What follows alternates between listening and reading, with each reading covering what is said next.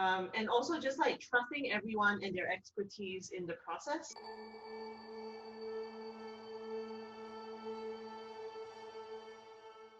Welcome back to another episode of Cooking with Creatives. Today I have a new friend, Emily Koh. Emily is a composer and professor of composition at the University of Georgia. Uh, we met through our mutual friend, Jennifer Jolly, whose scallion pancake episode was, probably one of my favorite ones that I've done. No offense to everybody else. It was just such Uh, a delightful episode to make so far, and very memorable. And she's kind enough to introduce me to Emily. So welcome, Emily. hey, Um, hi, I'm Emily. And welcome so much. What are we making today? today we're making Hainanese Chicken Rice, which is the national food of Singapore. So I'm from Singapore and I have spent so long trying to master this dish. And in the past, like 2 years or 3 years or so, feel like I've gotten to a place where I can make this dish and make it well. So yeah, when I try to impress people, like this is what I do. Um, yeah. Well, I love that. I love that. Yeah, Jen introduced us because cooking is something that she really, really loves doing. She also has been doing a little bit of YouTube cooking as well. So it was really exciting to have somebody who's in it with me. Um, Mm. as we get started, I'll have Emily talk just a little bit about herself. What are we going to be doing first? Well, I've been smashing garlic and also slicing ginger. And prior to that, I've been like tying little knots on my green onions so that they can all go into a nice bubble bath with the chicken that we're poaching. So as we put stuff into the pot, um, why don't you tell me a little bit about yourself? Yeah, so I started with I'm from Singapore and we're making chicken rice. So I'm a composer and I also am a foodie. Um, I really like to just dabble with a lot of I make stuff things. Like I like to paint. I like to do some woodworking, and all these sorts of like creative outlets. Like that's kind of what I like to deal with in my life. That I think sometimes is intersects with making music. Yeah, so I guess I'm a composer in the musical world. I also play bass. I teach, and yeah, I kind of dabble with some music and arts administration. I am the composer fellowship mentor at Ensemble Vim. It's a new Atlanta new music group, and the mentorship and fellowship basically means that we pick a young composer every year to work with the ensemble and me in lessons and workshops and readings and all sorts of things to create a new piece together, a multidisciplinary or interdisciplinary piece. And then that piece gets recorded and I guess premiered in the following season. So it's not something I've heard a lot before where we have a residency or something like that. And one of the main aspects of it is interdisciplinary or multidisciplinary. So that's something I'm kind of interested in because I'm also kind of a weirdo dabbler in all sorts of things. So I think it kind of fits well for me. So while we're doing this, why don't we just chat? Um, Yeah. what are you working on right now? Music. Just finished a I just finished a piece for my friend Yunmi, who plays piano. But this piece is for piano and melodica, one person. It's a COVID project. Nice. Yeah, and I'm really finishing like today or tomorrow a new work for a quarter tonal trumpet for Stephen Altoft. Nice. And so hopefully that will get performed soon and shared soon. But yeah, that's some stuff that's coming up. And tonight, actually, I have a premiere of my first COVID project. It's a piece for viola, and my friend Amelia in Boston is performing it on the Con Vivo music series, which is based in Jersey City. So, yeah, pretty exciting times for COVID times. Yeah, absolutely. Yeah, like cooking with you. Well, earlier today I had an interview with the Boston Singers Resource. They want to talk about the upcoming opera, which is really upcoming only in like 3 years. But it's still fun to talk about it. Yeah, And absolutely. Um, yeah, I'm sure. Um, yeah, I love all the creativity people are do creative projects that people are taking on during this time. Great. So it sounds like you do a lot of projects, different types of projects that you work on. I'm wondering, you know, what is the one that you're the most excited about right now? well, there are many that I'm excited about, so maybe I'll just like take some time to talk about the first one. So one of my COVID projects is combining my love for just cooking and eating and music. So I've always been very fascinated with sounds coming from a kitchen because I spend a lot of time that is not like either practicing, composing, teaching, or whatever in the kitchen. And so there's lots of beautiful sounds that come from the kitchen that I think are wasted because we don't really use it in music. So, Hangry Hears is one of my COVID projects, which is taking um, video footage of myself cooking with the sounds of cooking and using that and taking music from other composers and splicing it and trimming it up so that it all becomes a cohesive like sonic soundscape and a visual scape in that. So yeah, that's one of my COVID projects. I think it's very fun because I really love cooking. I really love to share what I'm cooking, and I also want to share music of other composers if I can.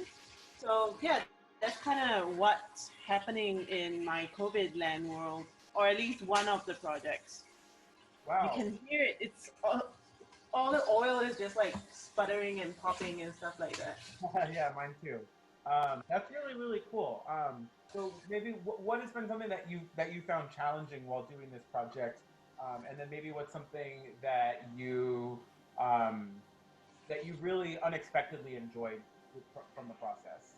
Mm-hmm. So one thing I found challenging was how long things took and how, I guess, mundane it looked on video. So my first video was with Jen Jolly, and it was us making kimchi quesadillas, and it was a long video, about 9 minutes. So yeah, it was a lot of just us shredding and chopping and stuff like that. And kimchi quesadillas is a relatively easy recipe. So when it came to longer stuff, harder recipes, for example, I made one of myself making char kway, which is another Singaporean food. The raw footage itself was more than an hour long, and I had to trim it up into something that's short enough so that people would sit through it and keep it interesting as keep it interesting as the entire video happens. So I think figuring out the pacing of that video project is the difficult part. And I think one of the things that surprised me a lot is when I'm cooking, I'm also very, very, very concentrated in what I'm doing. Unlike, I would say, some other, more mundane house stuff, like things to do when you need to keep alive. So I find that my concentration when I'm cooking and my concentration when I'm composing is actually rather similar. So that was an interesting find for me. Yeah. I very much sympathize and agree with you as far as the amount of time that making these videos takes, but also like the length of footage that we get when filming them, and then having to present it. In my very first couple videos, I had 2 to 3, sometimes in one case 4 hours of content, and I had to cut it down to less than an hour.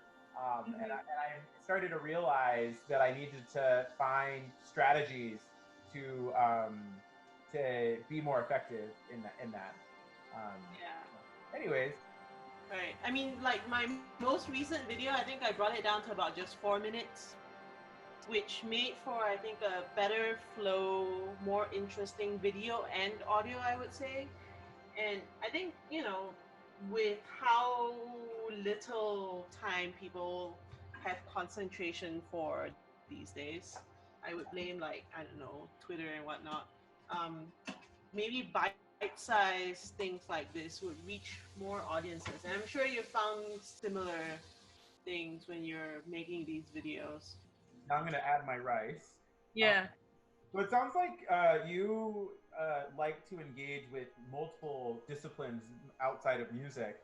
Um, I know you recently released a video with a mutual friend of ours, Noah Even. I'm wondering about that project and if you could talk a little bit about it. Yeah. So I guess 2.5 years ago now, Noah approached me because she wanted to start her new solo project. And I was one of the composers that she asked to commission a piece from. And it was supposed to be a project that was also with visual imagery. And we decided collectively that it would be a project about immigration and also about voices that are not heard. So, immigrant voices or any other voices that are stifled in our society. So, Noah and I came together and we decided that I wasn't the person to do the video part for the project, because at that time I've never done any video. Actually, until Hangry Hears, I had not done any video other than just, taking concert footage and chopping off the ends and uploading it onto YouTube. So we decided to bring our friend Michiko Saiki into the mix, and Michiko was very excited about this project because Michiko is also an immigrant, and so we embarked on this project. So the piece is called blocked orders or block borders. Like there are many different ways you could pronounce the name of the piece, because with all my pieces I have titles that don't really make sense and intentionally don't really make sense because I want the audience to find a meaning, find their own meaning for the piece rather than be told via the title. So that's the project that we did. It's Michiko making the art. I was composing all the music and electronics and worked alongside Noah in, trying things out and working out what our big plan of this piece was. So that, I think, was the first meaningful interdisciplinary project for me, and I found it so interesting and refreshing that I want to do a lot more of these.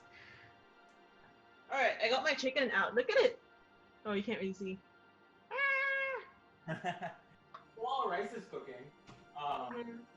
I have to ask, the how what would you say is the way that you have had the best experiences with multidisciplinary collaborations? Right. So I think it's more interdisciplinary. Multidisciplinary is when you're doing more than one art form on your own. But with interdisciplinary, it's with other people. So when doing such projects, I think it's very important to be okay being unsure of yourself and letting part of your team take the lead where that happens. And also just like trusting everyone and their expertise in the process, so that you're not really doing it as if you're doing your own solo project, but also stealing ideas from your collaborators where needed, and using their help where you think is necessary. I think that's something that's very important.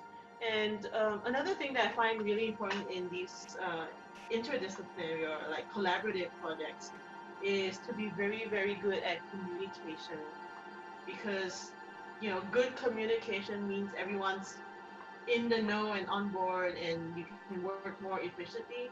But it also means that you learn a lot better from others.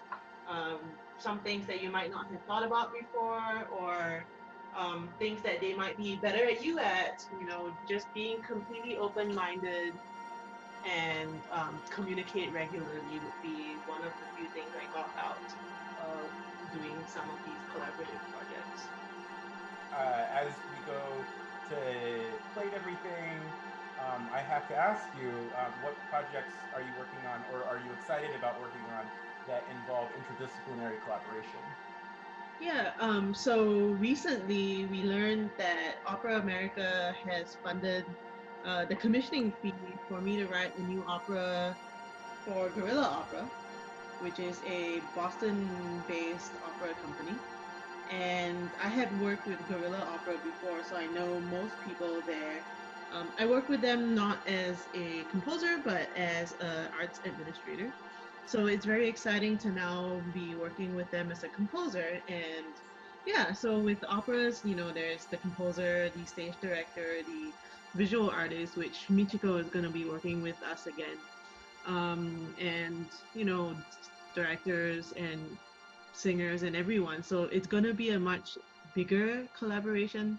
And I'm really excited about that because it's also on a topic that I'm really just dying to tell the story of, which is about immigrants again, and also the Asian American and Asian experience, which I don't think is very present in the Western opera world. So, yeah, Wonderful. I'm really excited to hear that project when it comes out. yeah. I think that this is a common thread, particularly among many of the people who are on this show. Um, so I feel like it is fitting that you are also get to be on the show, to talk about some of these things. Um, Mm-hmm. so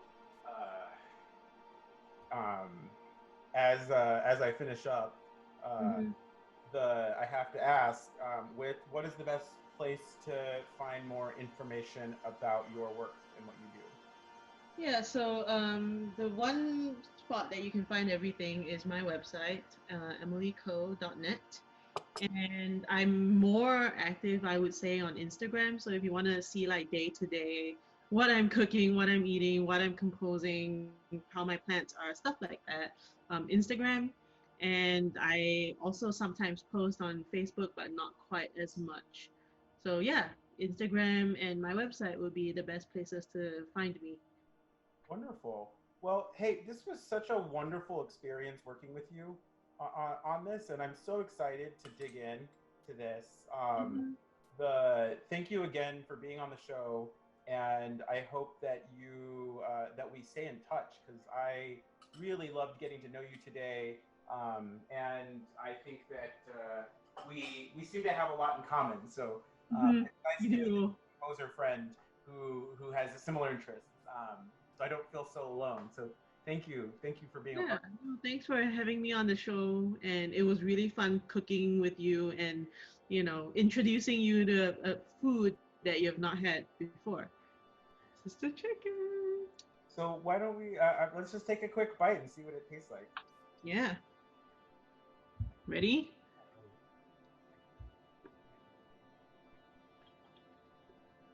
I will say this is so delicious. I'm so happy that you introduced me to this recipe, and to just a little bit more about yourself. So Mhm. thanks for being a part of the show. Yeah, thank you. And I'm glad you liked the recipe. So good. Don't forget to like this video, subscribe to the channel, and make sure you hit the notification bell so you actually get notifications when these videos come out.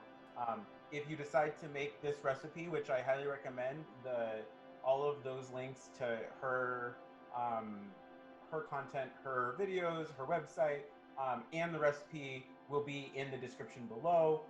Please share pictures with us because we both like looking at pictures of food, and we will I will at least comment on them, and I hope that you do that. So